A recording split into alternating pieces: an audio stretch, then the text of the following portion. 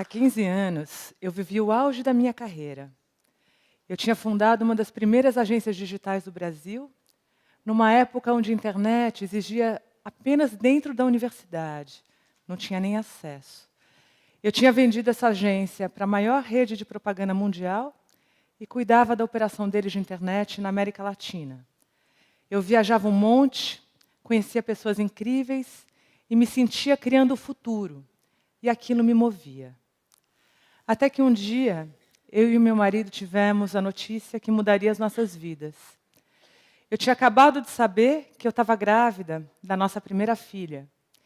E ele foi diagnosticado com um câncer agressivo. E os médicos diziam que ele teria pouco tempo de vida. Foram meses de exames e consultas e todos diziam a mesma coisa.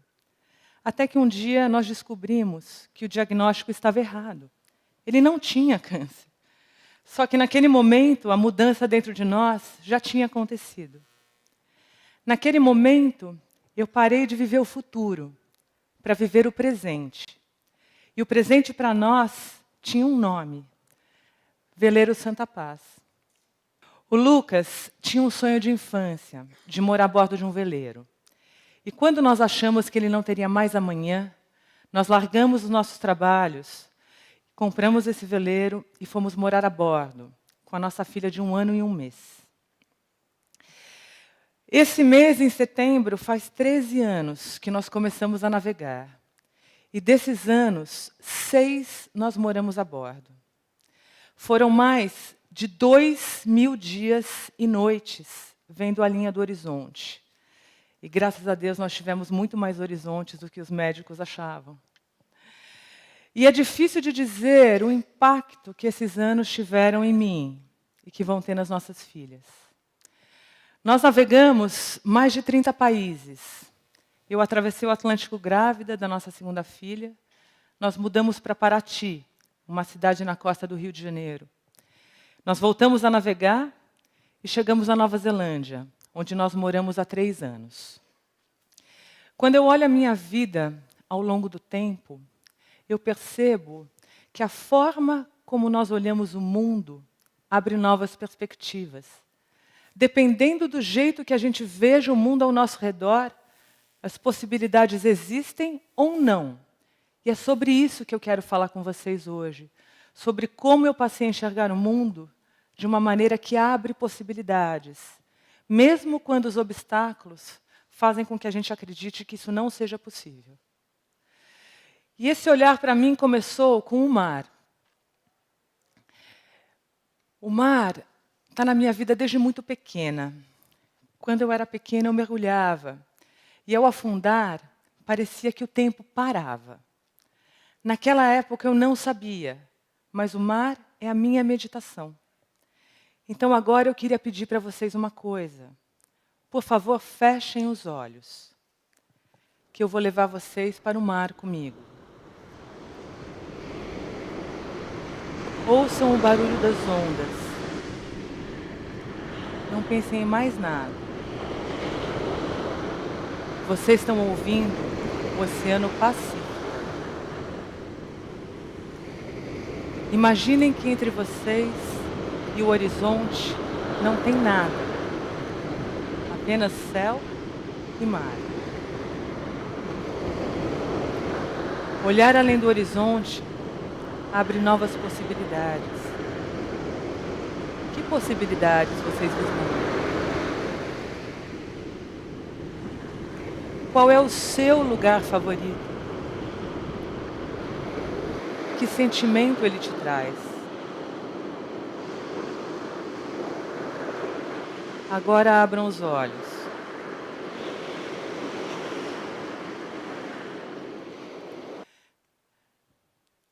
Essa foi uma das coisas que eu aprendi. Encontrem o lugar que te acalma e medite ali. E meditar é uma coisa interessante, porque todo mundo fala de meditação. Eu não meditava. Vocês imaginam o que foi para uma executiva de internet acalmar? Naquela época, na agência, me chamavam de ensandrecida. Pois é. E o mar me mostrou que isso era possível. e me mostrou que meditar não precisa simplesmente ser ficar parado ou sentado, o que hoje eu faço, mas que vocês também podem achar a forma de vocês. Mas para eu desenvolver esse olhar, acalmar minha mente foi essencial. E vocês imaginam o que é navegar metade do mundo a menos de 10 quilômetros por hora? Eu tinha que desacelerar. E eu digo, desacelerem, porque isso é importante. Eu achava que a forma mais rápida de fazer uma coisa era fazer essa coisa sem parar. E eu descobri que a forma mais rápida e melhor de fazer uma coisa, às vezes, é dar uma pausa. É silenciar e voltar quando a gente está pronto. E eu vi uma frase esses dias que foi exatamente isso que eu vivo. É do Martinho Lutero, ele diz, hoje eu tenho tanta coisa para fazer que eu vou ter que rezar 3 horas para dar conta de tudo. Pode parecer um pouco diferente, mas é um pouco de como eu vejo hoje e como eu faço as coisas. E eu queria dizer que essa minha história com o mar, ela começou com o meu pai. E o meu pai é uma pessoa que me ensinou muito sobre superação de limites. Quando eu nasci, meu pai tinha acabado de perder um filho de 19 anos. Ele tinha perdido a sua primeira esposa, também de câncer. Tinha falido uma empresa. E ele era e é, até hoje, de longe, a pessoa mais otimista que eu já vi na minha vida. Há 2 anos, meu pai teve uma perna amputada. E ele anda, dirige e faz tudo sozinho, com 92 anos. E ele está aqui hoje.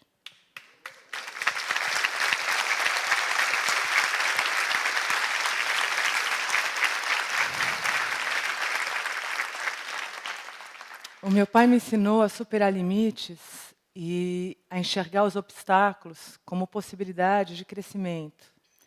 E eu queria perguntar para vocês, o que vocês admiram nas pessoas que vocês mais amam? Que pessoas vêm para vocês? O que elas te inspiram? Para mim foi muito importante entender o que eu aprendo com essas pessoas.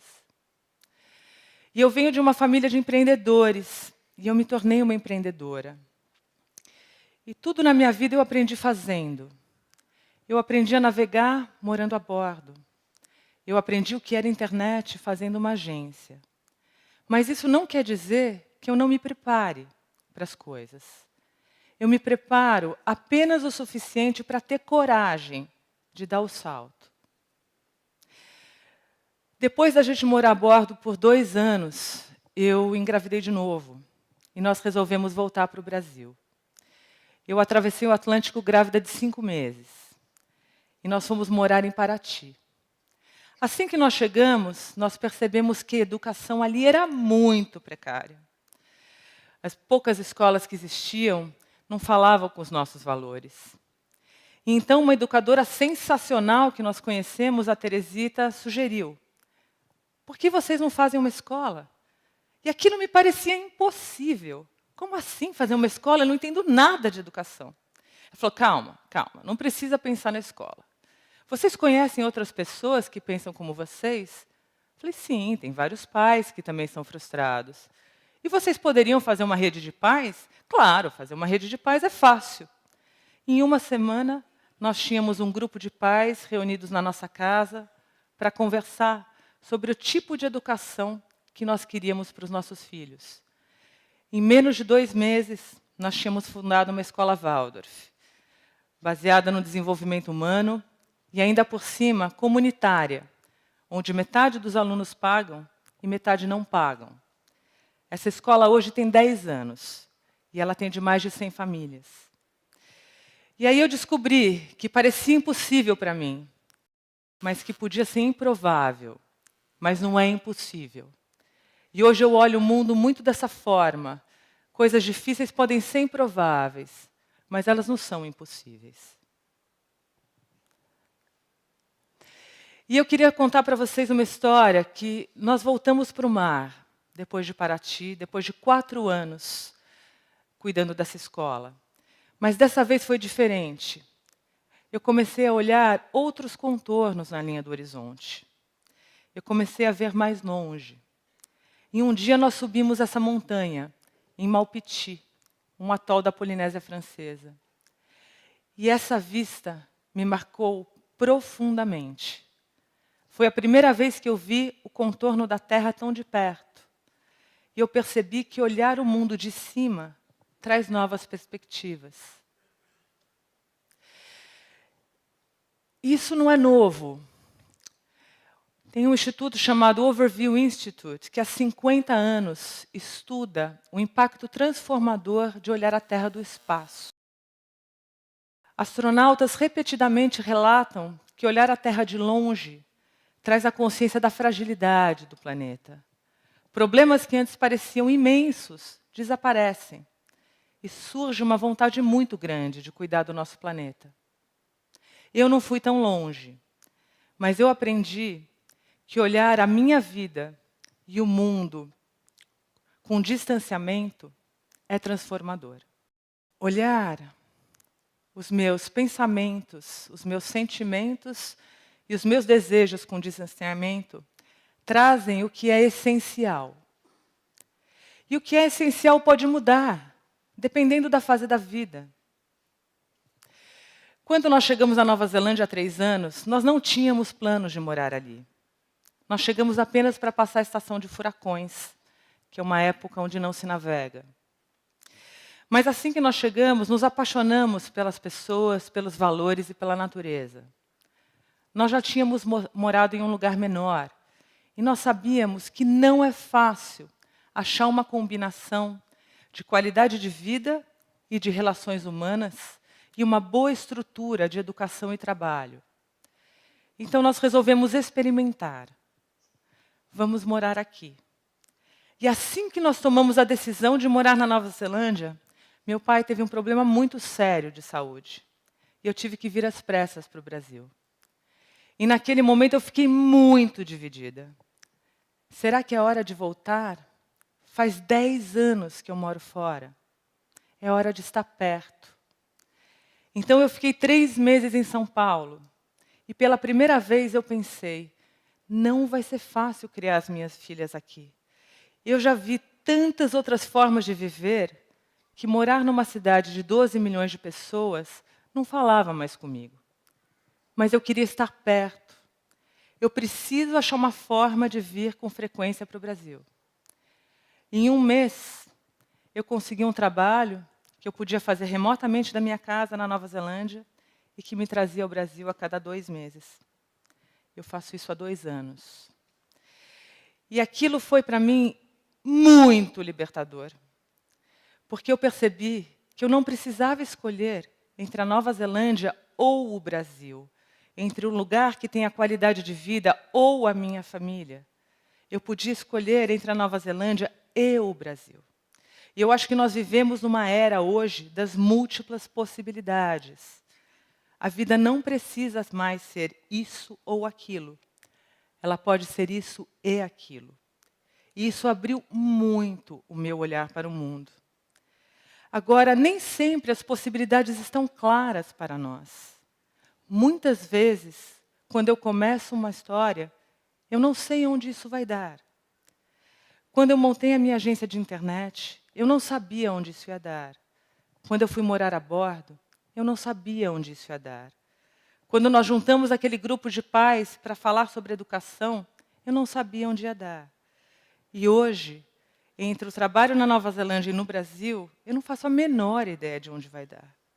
Mas, de novo, eu estou vivendo um momento na minha vida que eu não sei onde vai dar, mas que eu confio que é o caminho.